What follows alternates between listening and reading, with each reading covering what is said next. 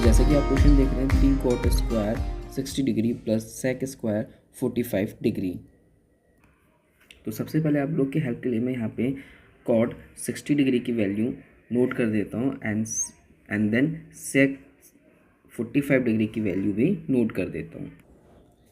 पर अभी फ़िलहाल के लिए तो ये डिग्रीज़ मैंने यहाँ पे नोट डाउन कर दिए, बट आप लोग को अपनी बुक से ये डिग्रीज़ को याद करना पड़ेगा और इन वैल्यूज़ को मैं पुट करता हूँ। तो जल्दी से आप लोग इसको नोट कर लें या फिर स्क्रीनशॉट ले लें। Now 3 multiply and cos 60 degree की वैल्यू है 1/√3 whole square and then plus sec 45 degree की वैल्यू आएगी √2 होल स्क्वायर एंड इक्वल आप लोग लगा दें एंड देन चलिए अब इसको सॉल्व करते हैं। नाउ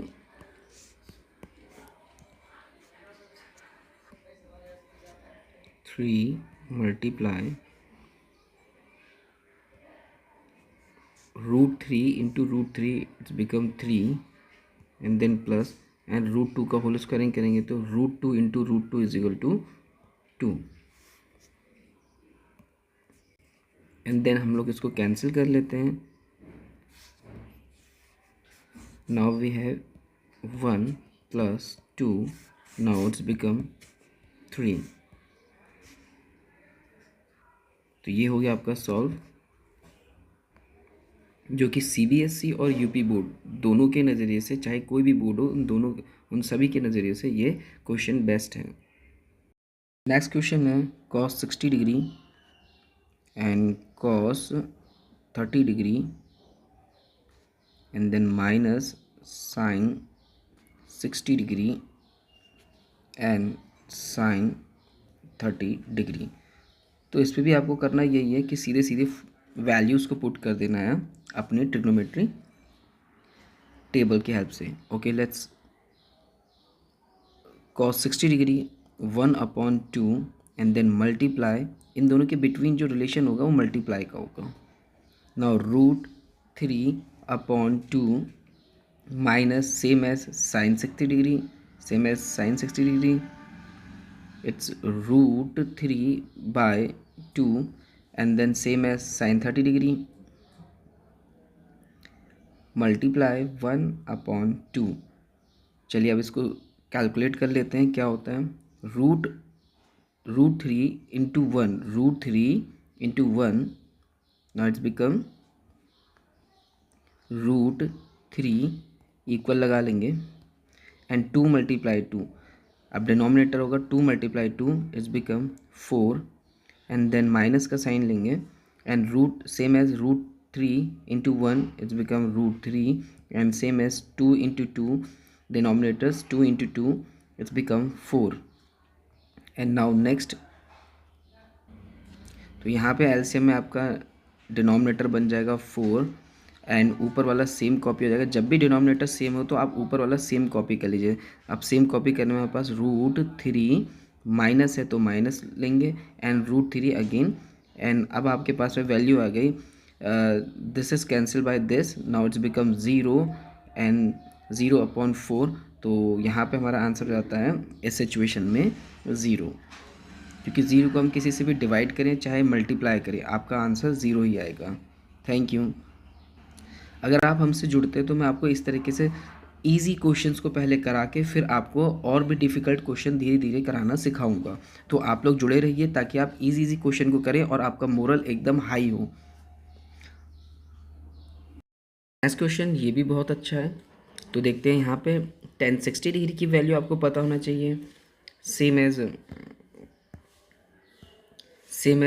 tan 30 डिग्री की वैल्यू आपको पता होना चाहिए and same as tan 60 degree की वैल्यू यहाँ पे पता होना चाहिए और tan 30 डिग्री की वैल्यू यहाँ पे पता होना चाहिए। तो हम लोग सबसे पहले वैल्यू पुट कर लेते हैं एंड देन इसको सॉल्व करते हैं। तो यहाँ पे tan 60 डिग्री की वैल्यू होगी आपकी √3, सेम एज tan 30 डिग्री की वैल्यू होगी आपकी 1/√3। सबसे पहले आप लोग ये नोट डाउन कर लो और या तो फिर आप स्क्रीनशॉट ले लो। चलिए वैल्यू पुट करते हैं। And tan 60 degree is equal to √3 and then minus का साइन है तो माइनस ले लेते हैं। एंड टेन 30 डिग्री की वैल्यू होगी 1/√3 and upon 1 same as 1 plus √3 and then multiply.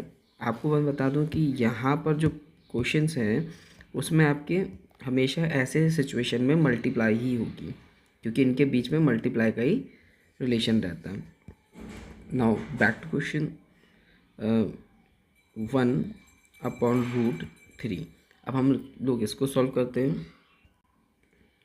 तो मैं आपको बता दूं यहाँ पर आप